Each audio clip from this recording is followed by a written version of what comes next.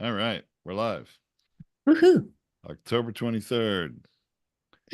Gosh, it's going so fast. It always seems to fly by, doesn't Yeah, it? the fall flies by. Yeah, I mean, not that it feels like fall here. So, our daughter was complaining it was too hot to be fall. Yeah, well, that's life in the Southwest. That's right. That's right. But we're excited to talk podcasting today, as always. This is my favorite day of the week. I love to get a chance to talk about our topics that we have going on each week. So let's just dive right in because we are going to record our podcast live, just like we always do right here, live streaming. And we're also on Zoom with our clients and our community. And it's so fabulous because they can ask any questions they want. We did get a question ahead of time, Tom. So we're going to address that at the end before we shut down the live stream, Oh, okay. which is unusual. But because the question came in through social, we're going to We're allow going to that share it with question on the everybody. live stream here. So That's if good. you want to do that, if you want to ask us a question and get us to answer it, then ask it on the live stream feed when the event question before we go live, because we don't monitor it while we're talking. Like Tom and I just It's too don't. much for us to It's too do. much for Yeah. us. Yeah. But we will do it after and we'll address it the next week. So if you have any follow-up questions, the ones here. But if you don't ask it on social, we're not going to be addressing it. We'll address it in Zoom with everyone else. All right. Very good. Well, let's get going. Hey, everyone. Welcome to Feed Your Brand. I'm Tom Hazard, along with my co host, Tracy Hazard. And today we're going to talk about crafting podcast content that connects. It's one thing to be putting yourself out there, recording and bringing your message to the world. And all of you podcasters and aspiring podcasters know that, yes, that's the most important thing. You've got to do it, put yourself out there. And if you've done that, congratulations. That's wonderful. But what about making sure that content is the best that it can be and is gonna really resonate? Those are the things that we want to talk about today, right, Tracy? Yeah, because part of grabbing attention and getting listeners to not only click through is to have some relevancy to what they're looking for and what they care about, right? But you got to keep them coming back for more, right? And that's what you're in the most control of. It is a little bit harder for us to control who's going to see our content. We can only do so much. The apps don't really help us in that process. So it is really our content, how we title that content and describe that content, right? That has a little bit to do with it on the tactics side of things. But if that content isn't going to resonate with the audience and the listeners that you want, they're not going to come back again. And that's what we have to do is hold their interest. And so that's some of what we want to talk about today. I agree, Tracy. Well, let's get right into it. So my number one thing on my list, I don't know what's on yours, Tom, but my number one thing on my list is being focused. I think when you're really focused about why people are coming to your show, and you keep a target on that and you keep really focused on that. Sometimes I call it curation. You'll hear me say that. You're curating your content, you're curating your guests, but it's really about being focused on giving the users, the listeners, what they want, right? Like you're giving them what they came to you for. So we've had a really long-term client who has a show which I think he's not actively publishing because he has a second show, but it was called Your First Thousand Clients, right? Wasn't Uh, it that he's that the been title of he's it? been publishing some new ones lately too, Oh, actually. awesome! Because I He love the did have a topic. little hiatus, but Yeah. he's Right. continued. Yeah. Well, Mitch Russo, here you go. Shout out to you, your first thousand clients. I love the focus of that topic. Who doesn't want a A thousand thousand clients? clients, right? And how you get to your first thousand is way more valuable advice than that for most people right at that moment in time when you really need more clients, right? And scaling from 1,000 to 10,000 is a totally different conversation. And so if I know that that's what your focus is and you're bringing me guests and you're always asking questions and you're staying focused on that, then there's nothing I want to do but tune in next week and next week and next week, right? And that's valuable. And it's also it makes it so that I'm really likely to refer your show to other people who might have the same problem as I do. I agree. I think that is, that's a great example of a show that has a promise that it's making, and that through delivering on that promise provides the value to the listeners that they're looking forward to. The title does hook people, as you were mentioning. Titles of episodes is also very important, and actually just recently experienced a show that has really bad episode titles, and the customer was wondering, why am I not getting more listeners? Like, well, because you're not really telling people what it is that they're going to listen to. There were two-word titles and they just were generic. They could have meant anything. But this podcast has a very controversial topic, and there could be very attention-grabbing titles. So anyway, titles are important, although I know it's not really what we're talking about today. Right. And I do want to say this for those of you who are taking guests, very often I see that the only thing you ever do is put the guest name as your title. That doesn't tell you what they're going to talk about. So if I've not heard of them, you've done nothing to hook me, nothing to get me to come back for more. And if it is somebody very recognizable, I'm likely to skip it because I probably heard them on 100 other podcasts and I don't really need to hear them again unless you're going to tell me that they're going to say something so different that I've never heard before.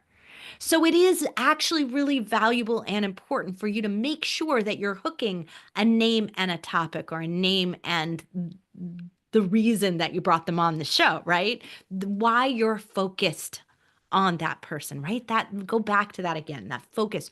Why are they here for my show? For you listeners that are listening to us right at this moment in time, right? That's what we want, is we want to keep that why and that focus together. I agree. Well, So that just reminds me something, Tom. Actually, what okay. you said there is that sometimes we do deviate. Like we used to have a show about 3D printing, right? And it was called WTFFF, and it was about fused filament fabrication. So you would expect that all we would ever be talking about was fused filament fabrication. But that's only one type of 3D printing, and on occasion we would deviate and we would talk about some other type of 3D printing, maybe some industrial type or something like that. But we would tell our fused filament fabrication listeners why we were talking about this other subject. And that's something that you want to address right at the very beginning of something, because they'll give it a shot, but they'll go, if this is just totally not something I'm ever going to use or I'm ever going to do, then why am I going to listen to it? So you want to hit that right at the beginning if you're deviating from your core topic. So in the example we just used with Mitch Russo and your first 1,000 clients, if you've got someone who went from 1,000 to 10,000 clients, and that's why they're on the show, is to talk about that, you need to drive it back as to maybe some choices, some things that you might do in the first 1,000 that you made a mistake for, which made it harder for you to scale, right? So it's something they need to hear. Give Mhm. them a reason to stick around and listen. Okay. Well, Tracy, I have an example of a show that I think has provides a very unique kind of value. And it's a good example of only one thing you could do. I mean, there are literally dozens and dozens of things you could do with your show to really craft that content to be engaging and grab people's attention. But what so I'd like to share this example just as one, but I don't want people to get too focused on exactly what this show is doing, but more the concept of doing something like it. Because I think everybody has an opportunity to offer some sort of value. Now, if you have an interview type of podcast, you have guests on your show periodically, and that this is related to that. Okay, there may be other tactics we could talk about for people that don't do interviews, but um, you have a reason why you want to have a guest on, and want to provide some, bring out their story, share it with your audience, and that's a wonderful thing to do. And this show does that too. But it's a show that's about, business leaders, and in particular business investing in general, like VCs and funds and things like that. So it's very specific. But what this show does that's unique, and that the listeners can look forward to every time, is that the host asks some key questions, and astutely, not always the exact same questions, but gets to 7 insights for business growth from each guest.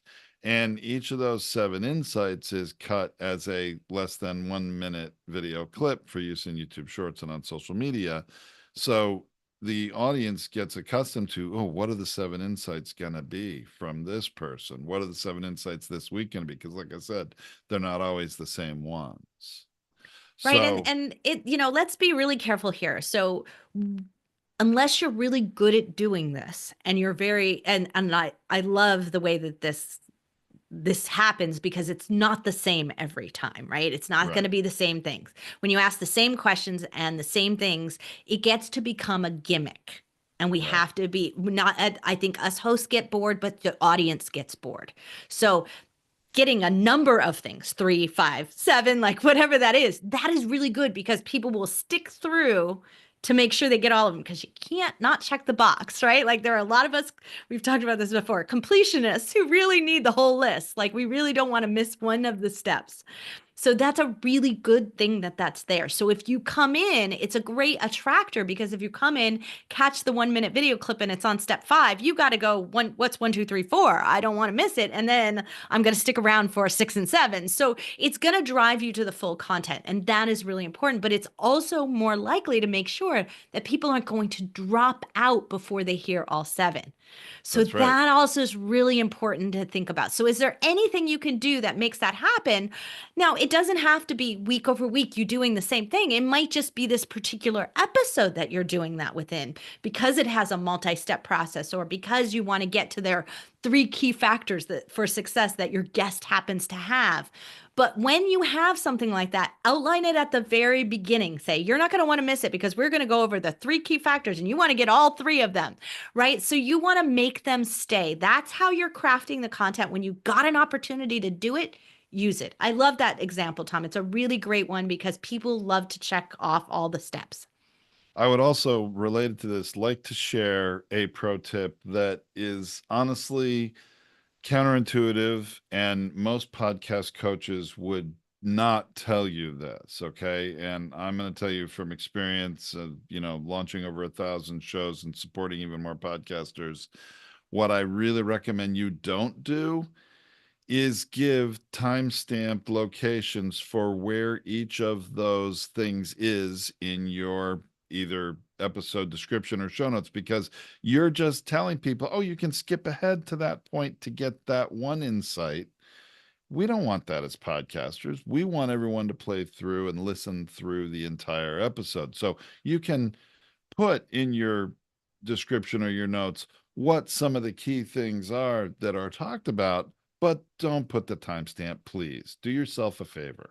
So I actually like to go one step further. I do not like to put the steps out in my episode description either. Now, it Okay. doesn't mean I'm not covering the topics, but I'm not going to cover them in any order. I've said it, you want to stay tuned for the 7 tips that do this or the 7 insights that do, cover this and cover the area. And if you want the list, the complete list, go to the blog post for this episode and put the blog post. Send them to your website to get the numbered list. So that way you're at least giving them your sidebar, you're capturing them, you're hopefully going to get them on your email list. They're going to want more.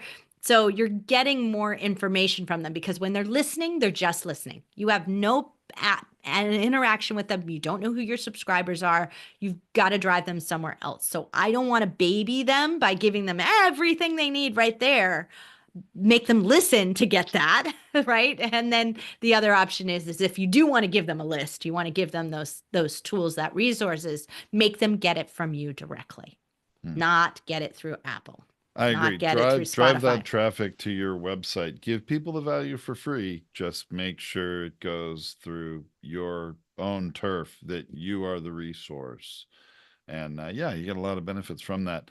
Now, Tracy, you mentioned something about, really what we call open looping, right? In Yep. early in an episode. Basically, you're letting people know, here's what's come, here's the things we're going to talk about. You're going to want to listen because you're not going to believe it when the guest talks about this, or we're going to hear an amazing story about this, and maybe as a part of the episode that's for later, right? Well, when what's really important, and I want to make this clear, a lot of podcasters record their episodes linearly, meaning they start recording and they record it from beginning to middle to end, almost like really like we're We do doing it here, here. although we're live streaming this, and that's the reason we're doing it, because you can't do anything but do it from beginning, middle to end as you're live streaming it. But most podcasters are pre-recorded on other shows, Tracy, that we host.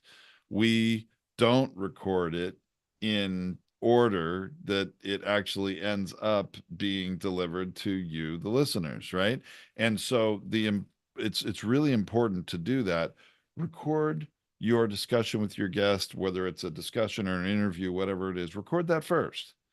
Then go back and record your beginning portion of the show where you So welcome the listeners, So the right? binge factor, I don't actually do it that way, Tom. So Really? I do I record thought the you interview did. first, but I Okay. record my outro, my closing thoughts Oh, okay. next Okay. before I go back and close the beginning. That way I know how to open loop it. I know how to get them to wait all the way to the end Oh, because at I the know end. what the end is, right? So I know what the payout is. I know what my recommendations are going to be because I've done it. So I record the interview, immediately record the close, and then I record the introduction and I open loop with the level of excitement of having just done the interview and knowing what the payout was or what my thoughts are. It gives me a much better introduction and gives me an opportunity to not only open loop, but gives me an energy of what they're going to get in my voice and in how I introduce them. It also gives me a little bit better opportunity to choose things. So sometimes people give you a really long bio. You can choose the things that are most relevant for that episode now that you've gone through it.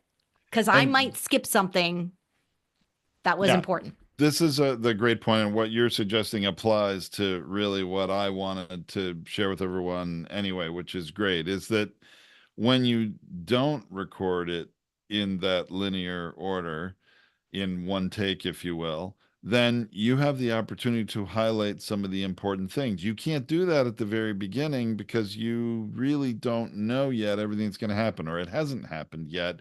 And it's really kind of obvious. I think it podcasters who interview people all the time and don't do this often hurt themselves because all they really can do at the beginning is talk about what they've read, the guest's bio, or the worst is when they ask the guests to introduce themselves and sort of read their own bio. I don't really personally like that. I think it's sort of really early podcasting, and we can all do a little better than that with just a little effort and produce a much more interesting dynamic show.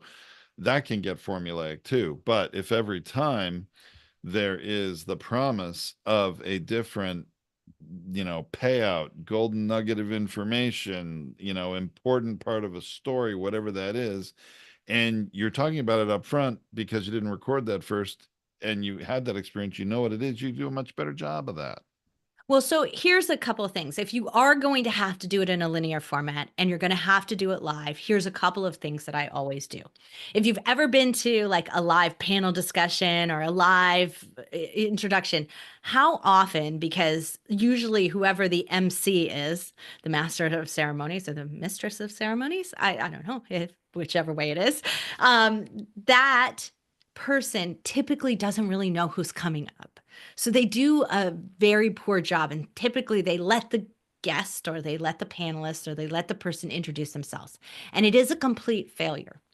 And so when you're going to do it in order, you do need to prepare yourself, check out the bio ahead of time, make sure that you know it, but take the time to tell them why you've invited this person on and make that at least a part, even if you're not going to do the whole bio introduction yourself. Make sure you tell them why you invited them here because that transfer of authority is keeping that curated focus I was talking about before as to why the audience should stick around and listen to this guest. You have to transfer the authority to that guest. So when you're doing it in a linear way, it's even more important for you to give the why they are there, why you're curious about them, why you've invited them on. So even if you don't know them and you don't have the energy of having done the interview, you at least have the energy about why you're looking forward to it, right? That's there and that exists. So you do that in that part. And don't forget to tell them that you are going to do some closing thoughts. So sometimes when I've done this live before, I will mute and shut down the interview when it's over and end it and then stay on and continue. So I have actually, if you're recording it in that order, but you're not actually live streaming it, I very typically just pause the recording, say goodbye to the guest, kick them out of the Zoom, and then continue on with the final recording thoughts. So if you want to keep it in one recording piece, pause is a great way to do that. It's super simple tactic. Keep it going. If you are going to do it, let them leave and then record a separate piece if you don't have a problem with editing it and stitching it together from an audio perspective. But you can continue on and do it and still record it linearly in one piece, making the editing easy on yourself if you're doing it yourself. Okay. Yes. There's several different tactics for how you might actually record that depending on your particular situation, your particular need. Um, but anyway, just the real I think people don't realize, and again, I think too many podcasters don't listen to their own shows, right? That's right. And I'm not saying you need to listen to every episode. You don't. We're not going to listen to hear ourselves speak, every episode. You recorded it. You were there the first time. Why do you need to listen to it again? I'm just talking about once in a while, listening to your episode from a listener perspective. And are you delivering something that is engaging? Are you delivering something that's are you motivating them at the beginning and getting them set up and like, all right, yeah, I want to hear this, and they're going to stick with it, right? Yeah. Remember last week when I talked about the podcaster who I didn't air the episode for the Binge Factor because she flipped out over my coaching? I If do. if she had Yes. actually listened to her episode, she would have understood why it had a bad listener experience because it was very clear that a script was being read. And so, if you're doing any of those things, it's even more important. Even if you only have a scripted section of your show or anything that you're doing, like I have some people who do like a scripted tip of the day or something like that, or a meditation. You need to hear the experience on what it's like to hear that without looking at yourself. Close your eyes if you're watching the video, turn the video off, whatever it is, but listen to it. Take in the audio and listen to the experience because sometimes it's not as good as you think it is. And I don't want to discourage anyone from continuing to podcast because of this. I don't want you to think this is fatal. You shouldn't be podcasting if you do this. Look, we all started green. I mean, if you want to have a laugh, I'm gonna Tracy's not gonna like that. I'm gonna say this. Go back and listen to our very first couple episodes of WTFFF. Oh my You'll God. have to I don't know find if you can you'll find have to them. find the volume one because we did so many episodes. We broke them up into different podcast shows, listings, if you will, and volume one has it. The very early on, the shows were so contrived, and we just didn't know any better, and we were inexperienced. Now, fortunately, what we were doing, who we were serving, who we were talking to, it it resonated regardless. We got a large audience quickly, and then we became much better quickly as we realized and got a little feedback from actually at first a business coach, but then listened to ourselves and like, yeah, we shouldn't do that.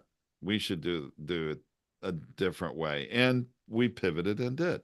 Right. And so this is the thing. It's like sometimes we have different expectations for ourselves. What you do also need to do is go ask your target listener. Ask them what their experience is. Ask them how you could improve the show. They would be happy to tell you. Our listeners were so generous with what they were looking for. And what we were really doing was a very radio advised model. We had been, because back in those days of podcasting, everyone was coming out of radio and going into podcasting. So the prevailing coaching and advice was very radio focused. And that's not what the audience wanted. They wanted the intimacy of us talking to them, of us seeing them on the other side of the camera, right? Of us knowing that they're on the other side of the microphone, right? That we want to have that today. That's what podcast listeners expect now, especially a decade later, right? From when we first started that. They definitely expect it because they're being given it in other areas. So that's why I'm not a fan of the super contrived stuff. I'm really much more a fan of these things that provide this I hear you, I see you, and I know you're out there, listener, and I'm making sure I'm delivering for you. That focus on your listener is going to come across in what you choose to do, the content you create, the guests you choose to do, and the way you maybe segment it or pull it out or open loop and deliver it. But the second part of that is knowing your listeners. You also have different types of listeners. We know that very, very clearly here on Feed Your Brand. We really know that we have new people and we have very seasoned pros who listen to our show. And we have industry people who tell me Oh yeah, that they like listen to our show for their own advice. yeah, I remember Dave Jackson telling you, yeah, he listens to Feed Your Brand because he's interested to listen to anything about podcasting. And if you're listening, Dave, hey, good to be Yeah, having you right. We listen to just our show actually, today. I just re-promoted his Binge Factor episode. So it's out there, right? So, Yeah. and that's right. Like we need to improve ourselves and that model of continuous improvement. That's why Dave Jackson is a great coach because he's continually improving. And you have to remember that too. That you have seasoned pros who are out there doing that in whatever your category might be. And you might need to speak to both levels. And so you might say, here's what it's in it for you seasoned pros. Hey, stay to the end because I'm really going to talk to you about what I, as a seasoned pro, am going to do with this. And hey, you newbies out there, right? Like this episode is also for you.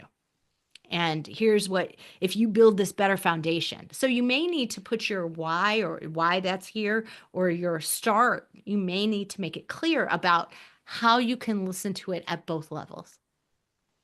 I think that's really important, especially when you do have a wide variety of listeners at different stages. And I think a lot of people in a lot of coaches in business that you know are attracting new people, but they have other people they're supporting that are further along in their journey. You've got to find a way to make the show hold interest for everyone really at different stages. And you'll hear me sometimes when we're talking about a really advanced topic, I'll reach out and I'll say, hey, for those of you new podcasters or aspiring podcasters, and I'll make sure I'm addressing you with an important point. Or when we're talking about something really elementary 101, and I'm really concerned that we're going to lose the advanced people and they're, oh my gosh, they're going to hear a couple minutes of this and say, all right, I'm out. Now look, not every topic is going to be right for everybody. And some of you are going to leave because, all right, you're not interested in this topic. Maybe it has to be about monetizing your podcast and you're not interested in monetizing your podcast. I get it. But I try to be cognizant of this, and I know you do too, Tracy. How are we providing content for people at different stages, even within the same topic and in the same episode? Because I think it's important. You want to provide value for everyone, at least we do on this show, and not every show is like that, but it's something to consider. And even when you're interviewing, it is okay to take a time out and a pause. And you just say, hey, I love what you just said there. And I'm very sure the seasoned pros out there got that. But I want to take a step back and say, ask the question that would then help a beginner be able to get to that stage or define it. Sometimes it just needed a definition. Like, what Yes, did you just say? What was that acronym? And what does that mean? And right. we got No, newbies out there who need to you've know what you meant by that. You've got to do it. I agree. Definition of terms, especially industry terms, are really important. Don't assume everyone knows it, Yeah. and even if you think, well, my right listener should know it. Okay, maybe. But I do think that it's I it's can't tell wise to you. define it. Plus, from an SEO perspective, too, if you're gonna have that term in a blog post eventually, or there are other good reasons why you might want to define it. Yeah. And look, I have it happen all the time that someone will come back and say, I didn't know that term. Thank you for defining it. And I've been podcasting for 5 years. Or, in our 3D print world, I've been 3D printing for months and I still didn't know that term, right? Like, so it happens in your own industry. Sometimes it's really good to define those things even for ourselves. Couldn't agree more. What else you got, Tracy? So, content. We got to keep stuff moving along. Like that is one of the most important things that I think that we forget about is like we don't necessarily need to hear everybody's whole story. We don't need to start at the beginning. Very often we get caught up Oh, in how important the story is for everything, but it drags out and loses interest. And so I have, and I'm happy to link it again in the blog post for this episode, but I have my interview questions. And the order of those questions are what I do for them, the top interview questions. I think that's what the blog is called or something like that. you mean, I think It's my it's master class. one of our longest and most actually fundamental episodes that any new podcaster working with us, I always give them to it. I think it's called Structuring the Best Interview Questions or something like that. Yeah. And it has like the 5 to 7 questions, and there's 7 only because if your show's long enough and you might do it, but for the most part, it's 5, right? And it's the interview questions, but it's the order of those questions that help do the drawing in through the story, right? Because if you let people start from the beginning, they start from the beginning. I'll tell you what, this is so I'm sorry to interrupt you, but I really want to put a big emphasis on this. Okay. Those of you interviewing people, especially newbies, look, there will be a time when you do want to start a story from the beginning, but please don't start everyone from the beginning. It becomes one of those things that becomes common and boring, and oh my gosh, I got to hear how this person now talks about themselves and why they're so great and how they, started whatever it might be. Sometimes it makes more sense to start with something that's going to be attention grabbing off the bat and then go back to, wow, that's amazing.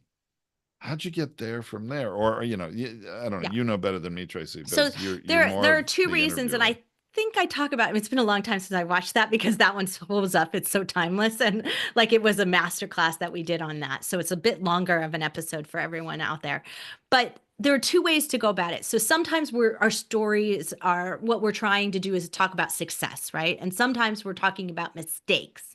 The 2 different models for how you might be going about your thing. You want to learn from those mistakes, and those are the lessons that you're bringing, or there's a success and I want to take the same path, right? I want to learn what that path is so I can take it. That's the point of the story model or the story arc that you're going to take along these shows. And many of your shows are structured like this. And this is specifically for interviews, not for topics. Keep that in mind here, right? But you can also ask yourself those same questions as you're structuring your topics as well. But in the interview process, we very often go start at the beginning and tell us your journey so we get to the end, right? And that is a hero's journey, and you can do it when you're giving a speech, but it doesn't always come across well in an interview.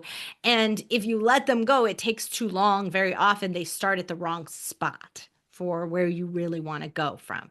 And so it takes a lot longer to get there, and you can lose your audience along the way. So what I like to do is start from the mistake or the success. So I know, because I invited them on the show, I know what the success point that I'm trying to highlight is, right? So I was like, your company just achieved $1 trillion. Like, how in the world did you do this is what we want to get to. But what we need to go is like, tell us a little bit about how that success feels. So we start there. And then I say, okay, now let's talk about where in the point did you know you could achieve $1 trillion company? Where did you know that was going to occur? And then we step back one more time and we go back to the question that says, when you started your company, I bet $1 trillion wasn't even on your radar. What did you start with? And where did you start from that made it possible for you to even make $1 trillion one day, right? Do you see how I arced them through it? And I actually did it in reverse. Yeah, I don't know how many interviewees you have out there that have $1 trillion company, maybe more of $1 billion, but anyway, that's I just thought great I'd throw that in there because we aspiration. never talk about it, right? Like, is it fair? But anyway, yeah, it's like, $1 million, whatever. Where you made your first No, no, million, no. I'm whatever it is, sorry. I'm right? just teasing you, I know. but it's a very good point though about the questions. And that's Because a trillion is so big, right? Like, because that journey may have taken so long. Like, that's the point for so many of us. Like, the journey is not a 6-month journey, right? Your listeners may need the next 6 months for themselves, but the journey might have been a 6-year journey, a 16-year journey, right? Like, to get to that point. And so you can't let them start at the beginning, right? How often are you like, well, when you were a child, like, what made you think you were going to be a podcaster? I never thought I was going to be a uh-uh. podcaster, right? Like, I've had somebody ask me that before. I was like, I did think I was going to be a journalist. Like, like, so I had You to did like at really one come up point, with a yeah. story, right? Like, I had to come up with how to start that story for them. And it had to start at like, 10 years old in my closet pretending to be a journalist and, with the press badge on my hat. Like that I had to go back to some really early days just to achieve what they wanted from me. But that's not necessarily where the best story arc, where the best exciting and most compelling and concise episode, because we want to be respectful of everybody's time. So if you can lead them through that process, you're going to be better off. But I like to start. It's just my model of it. There are other people who don't. But I learned this from our good friend Dustin Matthews, who I think is a brilliant marketer. And he is the one who suggested that you start from that feeling of success. What did that feel like? What was that thing? So that they know that's what your story is really going to be about. And that also, the reason for also doing it is because sometimes we have to keep our guests very, very focused on the story we want them to tell instead of leaving it open ended and then they tell the wrong story. Or so that's a really good point, Tracy, that I wanted to make sure we work into this episode. And, if you've been podcasting for any length of time and you do have guests on your show at all, whether you accept guest solicitations or not, like you would ever take one or not, you're receiving tons of guest solicitations every day, every week. I mean, I know we are, Tracy. I keep all these, really generic PR agencies blind emails. They really don't know me. They haven't really researched my show and everything from that all the way to the ones that may be more targeted. But please beware of the person who is hawking a book that, is getting on as many podcasts as possible and just wants to say the same thing on every podcast.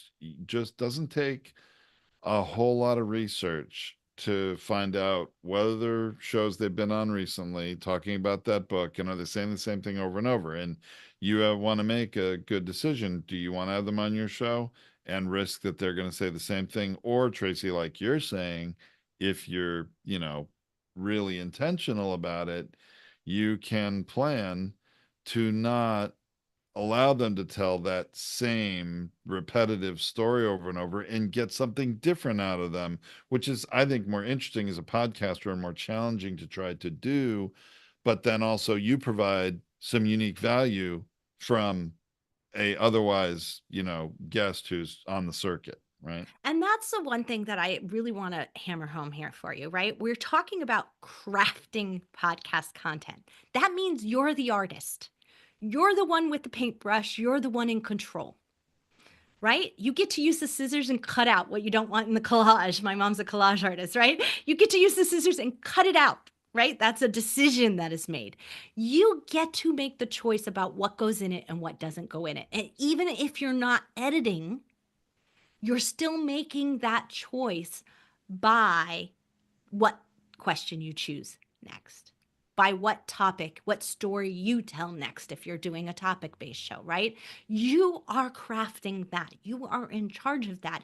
And it is really important if you're going to build a beautiful masterpiece, right?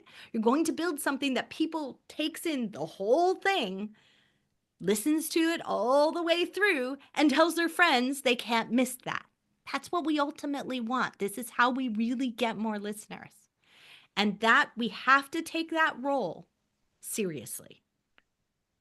Wow, that's one of the clips and sound bites right there, the previous minute or two that needs to be put out on social for this episode because that was incredibly well said. And I think, for look, there are people in podcasting that have good business reasons why they want a podcast. They want to share their nuggets of wisdom. They're going to put it out there. There may be SEO reasons.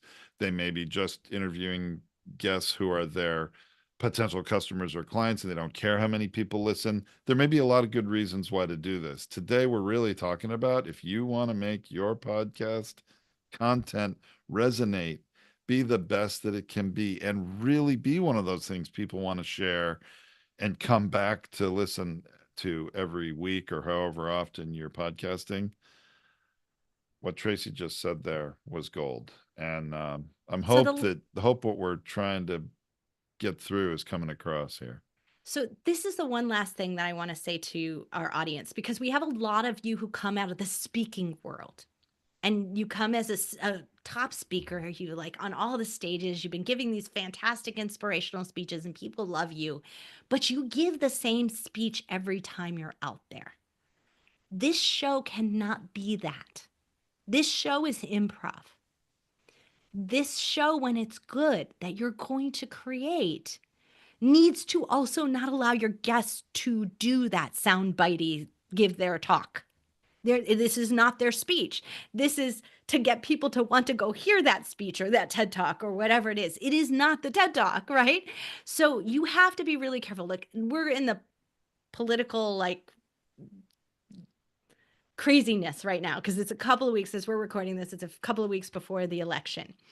And it's getting to the point where the news is replaying the same soundbite from speech after speech after speech, right? So when our political leaders are now going on podcasts, they're getting brand new cool sound bites that because those podcasters are skilled at getting a good story, a good intimate story, and not letting them do that. Broadcasters are not. So, anyone who's interviewing for the news, it's like the same thing that you just heard on a stage somewhere. It's not happening with the podcasters. And I think that that's brilliant. And I think we have to remember that that's the skill we want to hone because that is going to keep our listeners coming back. It's going to keep our show growing. It's going to get us to Better Call Daddy level, right? And that's what we want because we're skilled at drawing that out and making the audience want to hear it. Combining the two things, telling them why they should be there, keeping it focused on what they want to hear, and then delivering on that with a beautiful topic or a fabulous guest and keeping that all honed in, focused, crafted so that it delivers what we said it was going to deliver from the promise of our show and the promise of the episode. Now, for you new or aspiring podcasters out there, please don't get overwhelmed by this. I'm sure you're like, oh my gosh, I was just going to get on the mic and start recording. And now I have Thank to you for think bringing about it all back, this Tom. stuff, right? So, look, what Tracy was just sharing, that's what you aspire to do and the journey you're going on that you will get there. Please do not wait until it's perfect to record it and to put it out there because you'll stay in this area of permanent potential for I've seen people do it for years.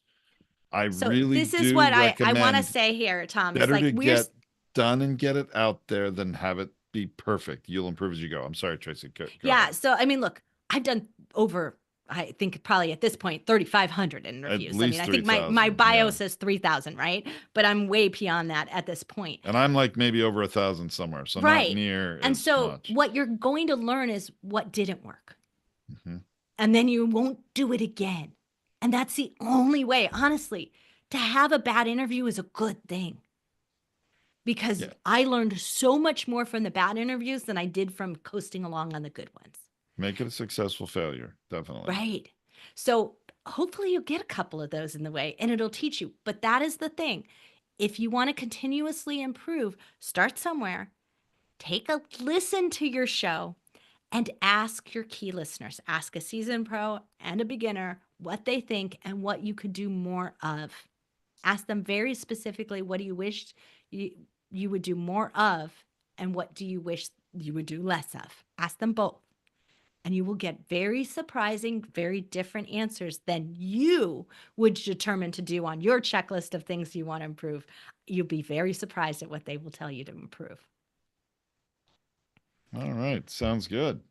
All right. Well, we're going to stop this episode. And lucky for our live streamers, we're going to actually answer a little question because on the live stream, you guys asked us a question, which is so fabulous. So we're going to get to that before we actually shut down it. But the episode ends right here. And don't forget, you can always get the blog post for this episode at podcastersunited.org and the link to that interview question masterclass, the best interview questions that is going to be there as well. So make sure you go to podcastersunited.org and click on this episode so that you can find those links. All right, let's end it right there. That'll be a good Okay. place. We'll let the outro pick up from there. Yep. That was fun. That was one of the more engaging ones. I've enjoyed that one today more than certain others lately. So I hope everyone did too. All right, Tracy, what's that question we need to answer before So we stop the live hold stream? on a second. I got to pull it up. Oh, Give me one moment. come I was trying to pull on. it up. I know. I was like, You're I'm sorry, supposed to but be I prepared. got distracted. So because I picked up my phone. So when we did our 3D printing podcast, this is called filling some dead air. Yeah. Our audience really liked our banter between us sometimes, and some of that ribbing or teasing, or I was more technical in 3D printing and Tracy wasn't. And anyway, Yeah. you're not always going to have that with a guest. Any of you that do co-hosted shows, I think it's important to develop that kind of good banter in our rapport. We actually have a couple co-hosted shows launching very soon. Yeah. All right, Tracy. It gives you a chance to like one of you to like dive into the personality and the focus, and the other one to kind of go into like, hey, let's define that, especially if it's someone who's a newbie. So it gives you an opportunity to have your like place in how you address the episode. So the question we got was from Jed Morley, and Jed asks us, how do I get more people listening to a podcast? So, tying into today's episode, the first part I want to say is like if you've got really good content, your current listeners are going to tell others about your show. It is the number one way you do get more listeners. So, if you've got a really good, compelling show, take some time to make sure it's great. You're going to get more listeners naturally because they will tell other people for you. Because podcast listeners, true binge listeners, get asked. Like, I can't tell you how many people will ask me, like, what podcast should we be listening to? What am I missing? Like, do you have a good podcast in whenever this? we're out at business networking events, we often are asked that. But even I find a lot of events, even not just because we're there and they know we're in podcasting, but they'll go in a rapid fire, everybody around the table, everybody around them. All right, what's the book or book you're currently reading, or the podcast you're currently listening to? And so it's become so important in how people educate themselves and entertain themselves. Podcasting, it is that. I mean, what is it now? 115 million or more, I think, Americans listening to an average of 8.5 podcasts every week now. I mean, podcasting is here and it's real. And that's why very often you have people on the circuit of late night shows. They're podcast hosts, not just authors anymore, or actors or celebrities.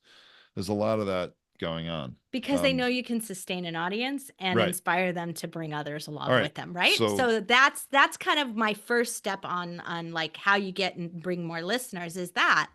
But the other thing is that everybody has a need. Everybody's looking for something. So when we have too generic style of a show in terms of its name, its everything about it, it is harder to drive listeners to. So don't be afraid to stay really focused with the show. Stay in a niche, stay in a topic area. Because look, we have a great podcaster, How to Buy a Home, one of my favorite shows, David Sidoni. He's a fabulous entertainer. He comes from the entertainment world, right? How to Buy a Home cannot sustain listeners for life.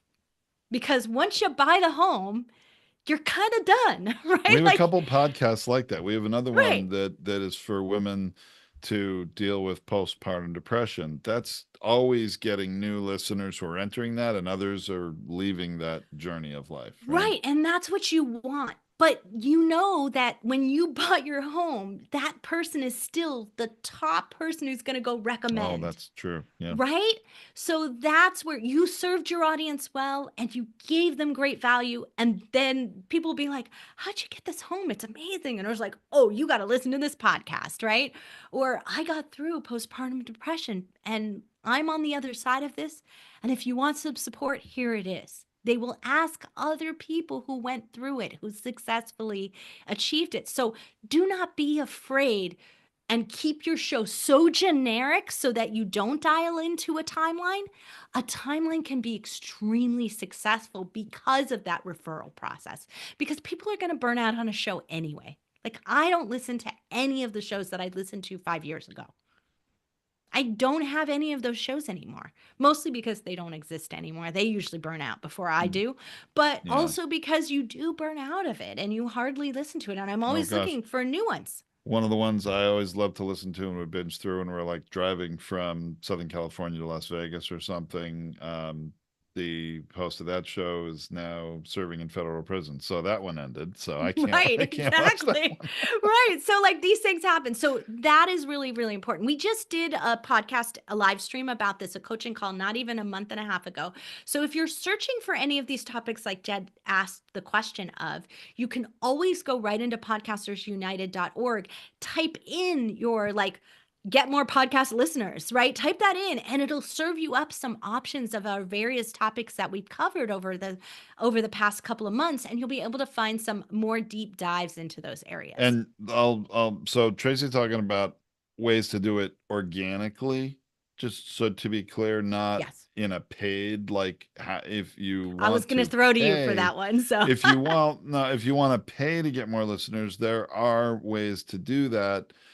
Some I would really not recommend because I think they're can be a very big waste of money. But there are some, and in fact, we pioneered one because so many podcasters are struggling with it. It's called PromoCast, and if you're interested in that, reach out to us, and we can tell you about it. I think it's well, there's a link. We can put a link in the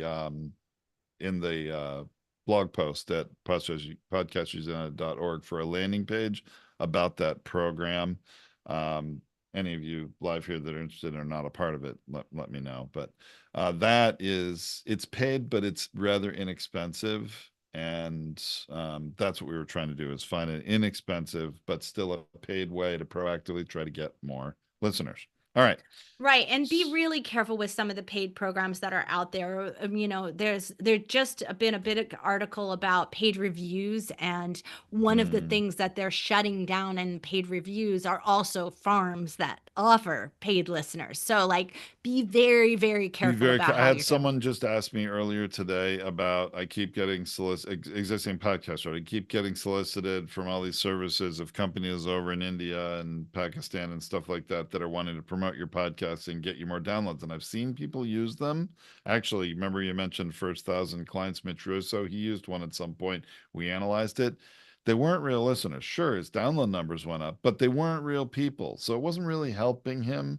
And so he discontinued it, which I think was the right move. Yeah. I don't So anyway, think it's just worth it. keep that in mind that All right. those things don't always work. So let's shut down the live stream because we've got some questions we need to address from our great coaching group. If you want to join one of our coaching groups, we'd love to have you. The only thing you have to do is be a Podcasters United member, and it's free. All right. Till next week, everyone out there.